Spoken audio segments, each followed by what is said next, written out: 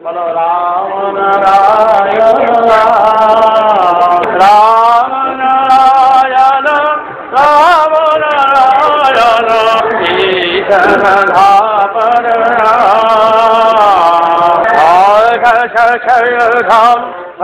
ভীম ধাম ईश्वर धर धाम हे राम नाम बड़ो ही पद धाम धाम हे राम नाम राधार साधिष्ठान ईश्वर भर धाम हे राम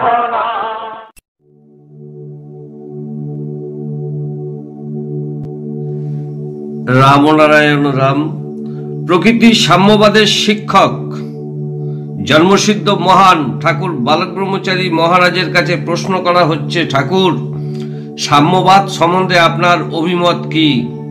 উত্তরে ঠাকুর বলছেন, যেদিন এই মতবাদ সবার মধ্যে জেগে উঠবে সেই দিনই হবে দেশের শান্তি। এই বাদে যতদিন না আসবে ততদিন বাদাবাদী থাকবেই, বাদাবাদী হবেই। সাম্যবাদে একদিন সবাইকেই আসতে হবে। কেন আসতে হবে? কারণ সাম্যবাদের ভিত্তির ওপরেই তো সবাই দাঁড়িয়ে। প্রশ্ন, সাম্যবাদের ভিত্তি কথাটি যে বললেন সেটা কি? উত্তরে প্রভু বলছেন, আকাশস্থিত জগতের সৃষ্ট বস্তু যার যার ইন্ডিভিজুয়ালিটি মেনটেন হয়ে আসছে ন্যাচারাল কোর্স অনুযায়ী। সেই বস্তু ইন্ডিভিজুয়াল মনে হলেও সেইগুলি সবই বহু বস্তুর সমন্বয়ে সমভাব প্রতি বস্তুতেই বিদ্যমান। দেখো, গ্রামে থাকলে বাড়ির কথা বলি তো ওই বাড়িটা আমাদের, অন্য গ্রামে গেলে বলি ওই গ্রামে আমাদের বাড়ি, জেলায় গেলে বলি পরগনার কথা, অন্য জেলায় গেলে বলি অমুক জেলায় আমাদের বাড়ি, অন্য প্রদেশে গেলে প্রদেশ দিয়ে নিজের বাড়ির পরিচয় দিই, আর বিদেশে গিয়ে ভারতকেই নিজের বাড়ি বলে থাকি, তাই তো? দেখো, ক্ষুদ্র বাড়ি কত বড় হয়ে গেল। অন্য কোনো গ্রহে যাওয়ার সুযোগ মিললে তখন বলতে পারা যাবে অমুক পৃথিবীতে আমার বাড়ি। সাম্যবাদ হচ্ছে ব্যাপক। বিশ্লেষণ করে তুমি যতই ভেতরে যাবে ততই দেখবে এর প্রসারতা। সংকীর্ণতার দৃষ্টিতে যারা তাকাবে সংকীর্ণতার মধ্যেই ঘুরে বেড়াবে।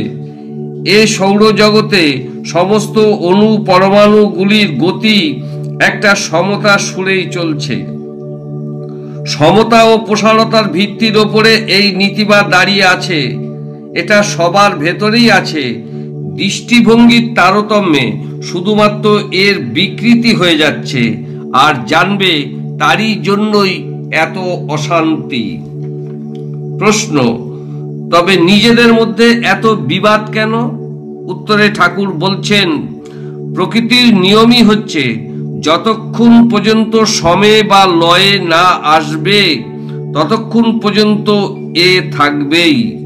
প্রকৃতির প্রকৃত অবস্থা যখনই কোনো ব্যতিক্রম ঘটবে জানবে তখনই প্রলয় হয়, তারপর শান্তির প্রতিষ্ঠা হয়। আজকের যে ডিস্টার্বনেস দেখছো জানবে এটা শান্তি ফিরিয়ে আসার জন্যই। প্রশ্ন, আপনি বলেছেন আন্দোলন বিপ্লবের মধ্য দিয়ে সাম্যবাদ শান্তি আসবে, বর্তমানে এটা কি করে সম্ভব? উত্তরে আমার প্রভু বলছেন, সাম্যবাদে সমতার সুর, সমভাবে সমতালে কর্মীরা একত্রিত হয়ে কাজ করে। মধুকর যে রকমটি করে, প্রকৃতির দিকে দৃষ্টিপাত করলে এটা অতি সহজে উপলব্ধি হয়। তার সর্বদিক বিচার করলে এটা সহজে বোঝা যায় যে তার যা কিছু কর্মপদ্ধতি, যা কিছু কর্মপ্রবাহ সব সমসুরে সমতালে এক সুরে একত্রিত। প্রকৃতির একটা কণা কিচ্ছু না, কিন্তু ওই সহস্র কণা নিয়েই সব। যেমন মাটির একটা কণা, সৃষ্টির একটা ফোঁটা, শিশিরের একটা বিন্দু, এমনিতে কিচ্ছু না, কিন্তু নিয়মের ধারাতে তারা যখন একত্রিত হয়ে নামে তারা কি না করতে পারে জানো? এই ভূলক জীবলক ওই কণা শক্তি হতেই সব। সেই শক্তি ও বস্তু নিয়েই জীবলক প্রতিষ্ঠিত। আমাদের চিন্তাধারার ধারা সর্বত্রভাবে সেই মুখী হবে। উপরন্ত কিছু উদ্ভব হবে বলে সেই ধারা আরো বেশি, আরো প্রবল বেগে আসতে থাকে। যেমন পর্বতে বৃষ্টিপাত হয়, দেখেছ তো? গাছগাছড়াগুলি উদ্ভব হওয়ার মূলেই সৃষ্টি। প্রশ্ন, আপনি যে এইসব কথা বলছেন, তাহলে কি সাধু মহানদের রাজনীতি করা উচিত? এই প্রসঙ্গে আপনার মত কি? উত্তরে শ্রী শ্রী ঠাকুর বলছেন, সাধুদের তো সর্বাগ্যে রাজনীতি করা উচিত। কেন জানো? জোনাকি তার নিজের আলোতেই খায়, ফণি খায় মনির আলোতে, সূর্যের আলোতে সবাই খায়। ব্যক্তিগত প্রভাব, ব্যক্তিগত প্রভাব ব্যাপ্তির স্বার্থ, সত্যিকারের সাধু মহানদের প্রভাব ব্যক্তির স্বার্থে। বেঁচে থাকার প্রয়োজনে যে ন্যায় ও নীতি জানবে তাই ধর্ম। তোমার পিতাকে তোমার পিসতুত ভাই যদি মামা বলে, তুমি কি তাতে রাগ করবে? কেন আমার পিতাকে তারা মামা বলবে? আমার পিতা তো বাবা। এ ঝগড়া ভিত্তিহীন, অমূলক, হাস্যকর এবং অজ্ঞতারই পরিচয়। তোমার পিতা সম্পর্ক অনুযায়ী এক একজনের সঙ্গে এক একভাবে সম্পর্কিত, কিন্তু ব্যক্তি তো একজনই। এখানে বিভিন্ন পথে ও মতে এক একজন এক একভাবে এক এক উপাসনায় ধ্যান ধারণায় আছেন। কেউ পূজা পার্বণ নিয়ে আছেন, কেউ যোগ সাধনায়, কেউ রাজনীতি বা বাস্তব কর্মের মধ্যে আছেন। তারা যা কিছু করছেন সবই এক সুরেই আছে, শুধু পর্দা বা সম্পর্কটা ভিন্ন। যারা ঘর ছেড়ে সন্ন্যাসী হয়েছেন, আশ্রমে বাস করছেন বা বনে পর্বতে চলে গেছেন, তারা পৃথিবী থেকে একেবারে কিন্তু চলে যাননি।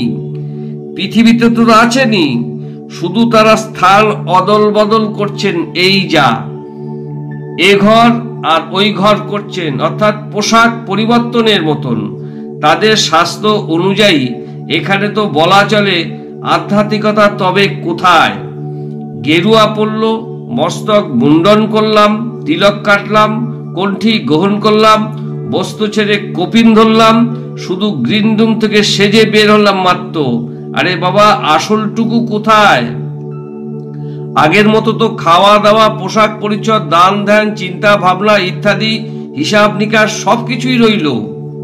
তাদের বাস্তবের তৃপ্তির দিকটা একভাবে না তো একভাবে মিটিয়ে নিচ্ছে। আমাদের ধর্মশাস্ত্র সৃষ্টি করেছেন যারা, তারাও স্ত্রী পুত্র নিয়ে ঠিকই সংসার করে গেছেন। এতে তো ধর্মের কোনো নষ্ট হয়নি, এতে ধর্ম তাদের তো কোনো নষ্ট হয়নি। জন্ম মৃত্যু বিবাহ বাস্তব কর্ম, এগুলি কোনোটাই ধর্মের অন্তরায় নয়। রাজনীতিতে গেলেই বা ধর্ম আটকাবে কেন? আত্মার উন্নতির সাধন যদি ধর্ম হয়, তবে দেশের উন্নতি, জাতির উন্নতির সাধনা আধ্যাত্মিক পথের অবনতির কারণ হবে কেন? আগে বোঝো আধ্যাত্মিক জিনিসটা কি। আধ্যাত্মিক কথার প্রকৃত শাস্ত্রগত অর্থ হচ্ছে আধি দৈবিক, আধি ভৌতিক এবং আধ্যাত্মিক। এই তিনটে নিয়েই তো প্রকৃত ধর্ম। তাহলে আদি দৈবিক কথার অর্থ কি? দৈবজাত। দৈবজাত কি? যেমন ঝড়, বৃষ্টি, ভূমিকম্প ইত্যাদি দৈবজাত, যেটা বাস্তবে প্রকৃতির নিয়মে আপনা থেকে সৃষ্টি হয়ে যাচ্ছে। এটা বাস্তবেরই সব জানবে। আধ্যাত্মিকতার আরেকটি অঙ্গ হলো আদি ভৌতিক। তাহলে আদি ভৌতিক কি? আগে সেটা জানো। আদি ভৌতিক হলো পঞ্চভূত থেকে উৎপন্ন। তার মধ্যে কি কি পাবে? ক্ষিতি, অপ, তেজ, মরুদ, বোম, এই পাঁচটা নিয়েই হলো সমগ্র জীব জগৎ। সেটাও বাস্তবের আরেকটা রূপ। আধ্যাত্মিকতার তৃতীয় দিক হলো আত্মসম্বন্ধীয়। তাহলে আত্মসম্বন্ধীয় বিষয়টা কি? আত্ম অর্থাৎ ব্রহ্ম বিষয়। ব্রহ্ম হলো বিরাট, পঞ্চভূতের সবকিছু নিয়ে সে বিরাট, সেখানেও বাস্তব ছাড়া নয়। অতএব আধ্যাত্মিক ক্ষেত্রে আত্মিক জগৎ, প্রাকৃতিক জগৎ ও জীব জগৎ সবকিছুই আসছে। আবার জীব জগতের মধ্যে আছে ধর্মনীতি, সমাজনীতি, রাজনীতি। সুতরাং কি পেলে? সুতরাং দেখা যাচ্ছে রাজনীতি আধ্যাত্মিকতার বাইরের বিষয়বস্তু নয়। এই সচেতনতা যদি জীবের মধ্যে সজাগ হয়ে ওঠে, সেটা কি আধ্যাত্মিকতার অঙ্গে ত্রুটি হবে, না তাকে পূর্ণতর করা হলো? তাই ঠাকুর বলছেন অধ্যাত্ম সাধনার কাজই হলো সকল দিকে সবাইকে সচেতন করে তোলা। ধর্মনীতি ও রাজনীতি আলাদা কিচ্ছু নয়। অধ্যাত্ম সাগরের দুটি ধারা জানবে। এই অধ্যাত্ম সাগরের দুটি ধারা দুটি নামে অভিহিত। বিরাট ব্রহ্মের বহু শাখা প্রশাখা, সবকিছুর মধ্যে রয়েছে সেই তিনের রূপ। কোন সেই তিন রূপ? আধি দৈবিক, আধি ভৌতিক আর আধ্যাত্মিক। জানো তো, দুধ থেকেই দই, দুধ থেকেই সন্দেশ, ক্ষীর, রসগোল্লা ইত্যাদি আলাদা আলাদা মনে হয়। চিন্তা করলে দেখা যায় মূলে কিন্তু দুধ। তেমনি কাম, ক্রোধ, লোভ ইত্যাদি ষড়রিপু থেকে শুরু করে এহেন কাজ নেই যা আধ্যাত্মিকতার গুনতিতে না পড়ে।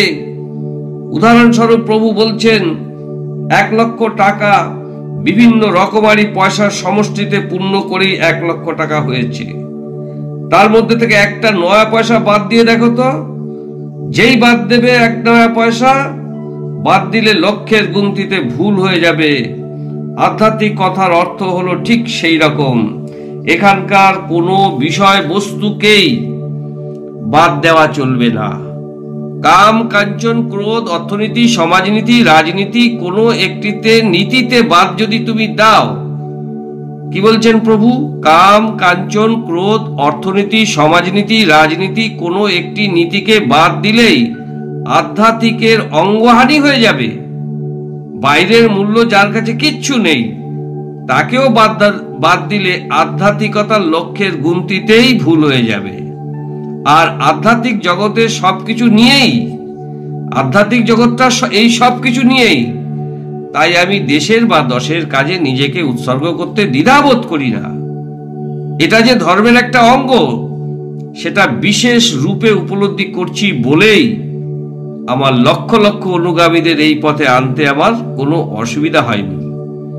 আমার আধ্যাত্মিকতা বেদেরই ধর্ম। আমি তার ভেতরেই পেয়েছি সাম্যবাদ। সাম্য নীতি হলো আধ্যাত্মিক নীতি।